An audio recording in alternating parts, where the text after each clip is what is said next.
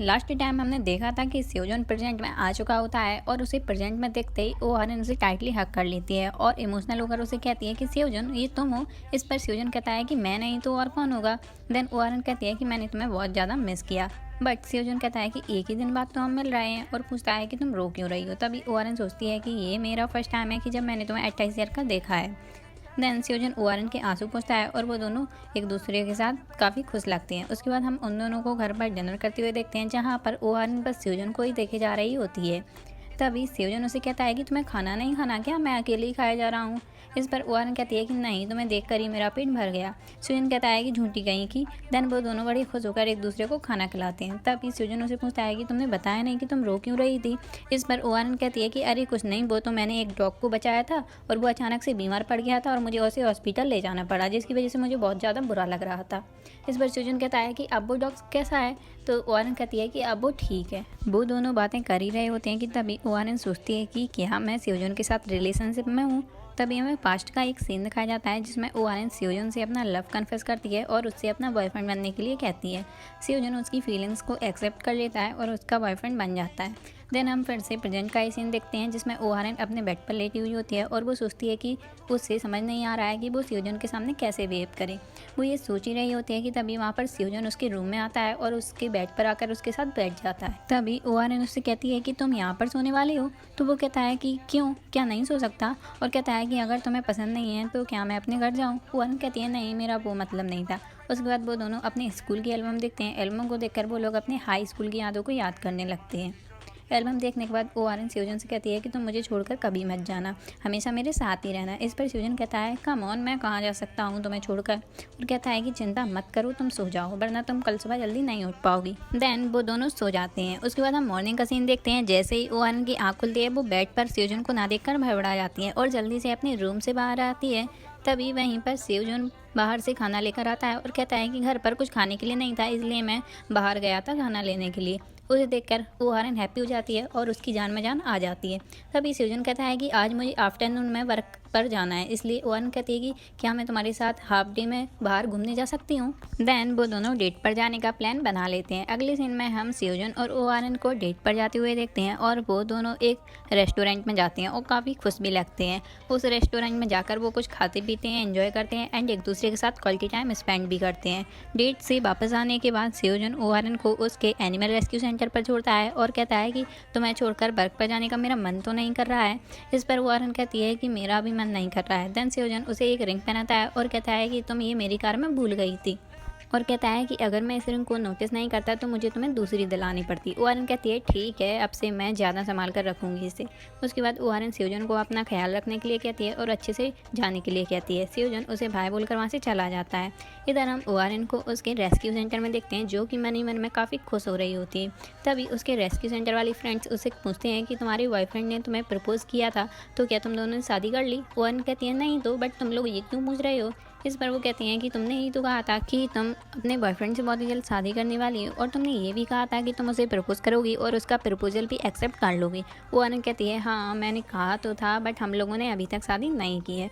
वो लोग बातें कर ही रहे होते हैं कि तभी ओआरएन को सेओजन का कॉल आता है और वो उसे पूछता है कि तुम क्या कर रही हो, बिजी तो नहीं हो। ओआरएन कहती है नहीं नहीं, मैं तो बस अपने फ्रेंड के साथ थोड़ी सी बातें कर रही हूँ। और पूछती है कि क्यों, क्या हुआ। सेओजन कहता है कि कुछ नहीं, बस मैं तुम्हें मिस कर रहा था और मेरे पास फ्री टाइम भी था, इसलिए मैंने तुम्हें कॉल कर लिया। ओआरएन को प्रेजेंट में सेओजन के बारे में कुछ भी पता नहीं होता है कि वो क्या करता है, कहाँ काम करता है, इसलिए वो सेओजन से पूछती है कि तुम कहाँ हो। इस पर सेओजन कहता है ऑफकोर्स मैं हॉस्पिटल में हूँ। एक्चुअली में सेओजन प्रेजेंट में डॉक्टर बन चुका होता है। तभी बातों ही बातों में सेओजन कहता है कि उसका किसी के साथ एक्सीडेंट हो गया था, जिसकी वजह से उसके हाथ में थोड़ी सी स्केच आ गई है। ये सुनकर ओआरएन उसके लिए बहुत ही वरीड हो जाती है और वो जल्दी सेओजन से मिलने उसके पास उसके हॉस्पिटल पहुंच जाती है। उसे देखकर सेओजन उसे कहता है कि मैंने तुमसे कहा था ना कि मैं तुम्हें पिक करने आऊँगा, तुम यहाँ क्यों आई। लेकिन ओआरएन उसकी बातों को नहीं सुनती है और उसे उसके हाथ का स्केच दिखाने के लिए बोलती है। सेओजन कहता है कि तुम बस इतनी सी छोटी सी बात के लिए यहाँ पर आई हो, और कहता है कि कम ऑन, मैं बच्चा थोड़ी ना हूँ और ये तो बहुत ही छोटा सा स्केच है, और वैसे भी मैं एक डॉक्टर हूँ, इसलिए मुझे तुम्हारी चिंता करनी चाहिए। ये दोनों बातें कर ही रही होती हैं कि तभी वहीं पर उयोंग आता है। उसे देखकर ओआरएन कहती है कि तुम यहाँ पर क्या कर रहे हो। इस पर उयोंग कहता है कि मैं भी यहीं काम करता हूँ। एक्चुअली मैं वूयोंग भी स्योजुन के साथ ही डॉक्टर होता है। उसके बाद वो तीनों आराम से बैठकर कॉफ़ी पीते हैं। वो आर्यन वूयोंग से सुजिन के बारे में पूछती है और उससे कहती है कि सुजिन कैसी है। वूयोंग बताता है कि ठीक है और ये भी बताता है कि हम लोग काफ़ी टाइम से एक दूसरे से नहीं मिले हैं और ना ही एक दूसरे को देखा है। वो जॉब ढूंढने में बिजी रहती है और मैं अपने काम में बिजी हूँ। इस पर सुजिन कहता है कि बिजी रहने का तो बस एक बहाना है, मैं और आर्यन भी तो कितने बिजी रहते हैं, बट फिर भी हम लोग साथ में हैं।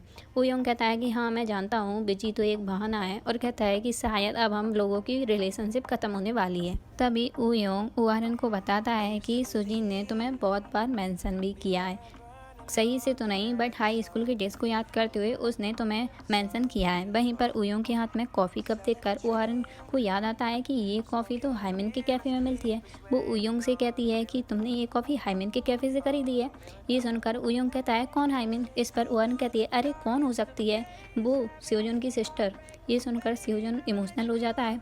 तभी वूयोंग आर्यन से कहता है कि मैंने उसकी कैफ़े से नहीं खरीदी है, और वो आर्यन से ये भी कहता है कि तुम्हें नहीं पता कि वो जब हाई स्कूल में थी तभी एक एक्सीडेंट में वो मर गई है। ये सुनकर आर्यन शॉक्ड हो जाती है, उसे समझ नहीं आता है कि ये क्या हो रहा है। देन वो पूछती है कि कैसे। इस पर स्योजुन कहता है कि मेरी वजह से, और वो पास्ट के उसी दिन के बारे में बताता है जब उसने अपनी मॉम को डिनर पर बुलाया था। वो कहता है कि अगर उस दिन मेरे साथ मॉम डिनर के लिए नहीं आती तो शायद हाइमिन आज जिंदा होती। एंड यहीं पर सीन कट हो जाता है। अगली सीन में हम आर्यन को उसके घर पर देखते हैं, जो कि ये सोचकर रिग्रेट कर रही होती है कि मैंने पास्ट को चेंज किया, जिसकी वजह से सुजिन से उसकी फ्रेंडशिप टूट गई और हाइमिन की डेथ हो गई।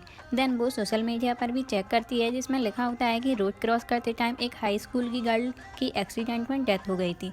आर्यन को रियलाइज होता है कि पास्ट को चेंज करने की वजह से सब कुछ उल्टा हो गया।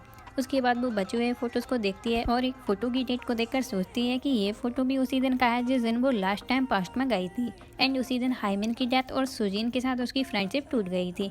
एक्चुअली में वो जिस फ़ोटो को आग में डालती थी तो वो पास्ट के उसी दिन में पहुंच जाती थी जिस दिन उस फोटो को क्लिक किया गया होता था। देन वो डिसाइड करती है कि इस बार वो पास्ट में जाकर सुजिन से अपनी फ्रेंडशिप नहीं टूटने देगी एंड हाइमिन और स्योजुन को भी बचा लेगी। ये सोचकर वो फोटो को आग में डाल देती है। देन वो जैसे ही आँख खोलती है तो वो पास्ट में पहुंच चुकी होती है। हम ओहान को पास्ट के उसी दिन में देखते हैं जिसमें वो लास्ट टाइम आई हुई होती है। वो क्लास में होती है एंड टीचर उसे पढ़ा रहे होते हैं। देन क्लास के बाद हाइमिन सुजिन और अपने बाकी फ्रेंड्स के जाकर टाइम को मैनेज करती है, जिसकी वजह से वो सब कुछ ठीक कर पाए। उसके बाद वो दौड़कर सुजन के पास भी जाती है और उसके पास ज़्यादा टाइम वेस्ट ना करते हुए जल्दी से उसकी मॉम को उसके मोबाइल से मैसेज कर देती है और उससे जल्दी जल्दी बता देती है कि उसे अपनी मॉम के साथ कैसे बिहेव करना है। वो ये सब इतनी जल्दी जल्दी इसलिए कर रही होती है ताकि वो टाइम मैनेज करके सुजिन से अपनी फ्रेंडशिप एंड हाइमेन और स्योजुन को बचा सके। देन वो सुजिन की हेल्प करने सुजिन के साथ शॉप पर भी जाती हैं, जिसकी वजह से उसकी और सुजिन की फ्रेंडशिप टूटने से बच जाती है।